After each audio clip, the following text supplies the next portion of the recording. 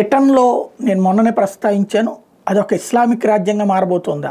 అణ్వస్త్రాలు కలిగినటువంటి ఇస్లామిక్ రాజ్యం అని పాకిస్తాన్ ప్రకటించుకున్న వాళ్ళ దగ్గర ఉండింది లేదు, చచ్చింది లేదు. చైనా వాళ్ళకి సంబంధించినటువంటి డమ్మీలు ఉంటాయి అక్కడ, లేదా చైనా వాడు తయారు చేసుకోవడానికి పాకిస్తాన్ అడుగుంటాడు, కానీ పాకిస్తాన్కి అంత సీన్ లేదు. అట్లాగే సౌదీ అరేబియా కూడా అక్కడ తన అణ్వాయుధాలు చైనా వాళ్ళ చేత తయారు చేయించుకోవడానికి దాన్ని ఒక బేస్ కింద వాడుకుంది, కానీ పాకిస్తాన్కి అంత లేదని చెప్తారు.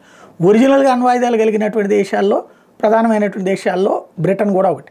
ఆ బ్రిటన్ కాస్త ఇస్లామిక్ రాజ్యంగా మారబోతుందా? ఇప్పటికే సంఖ్య మారిపోయింది అన్నది ఇంతకుముందే ప్రస్తావించుకున్నాం.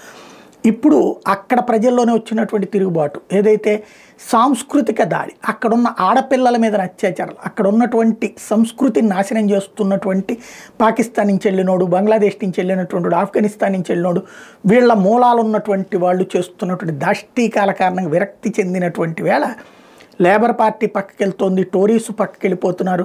చివరికి ఫైనల్గా యూకే రిఫార్మ్ పార్టీ ముందుకు వస్తుంది. ఇప్పుడు 63% నుంచి 65% తగ్గిపోయింది కీర్ స్టార్మర్ ప్రభుత్వపు ఇదైతే. అదే సందర్భంలో పార్టీల పరంగా చూసుకున్నప్పుడు రిఫార్మ్ యూకే పార్టీ మిగతా వాళ్ళకంటే 4 అడుగులు ముందుకుంది. లేబర్ పార్టీ బాగా పడిపోయింది. రిఫార్మ్ పార్టీకి ఏదైతే సపోర్టింగ్ క్రమంగా పెరుగుతూ వస్తుంది. Labour party, conservatives, liberal democrats, greens, SNP, other వీళ్ళందరూ కూడా క్రమంగా తగ్గుముఖం పడుతూ ఉన్నటువంటి పరిస్థితి అయితే కనబడుతోంది.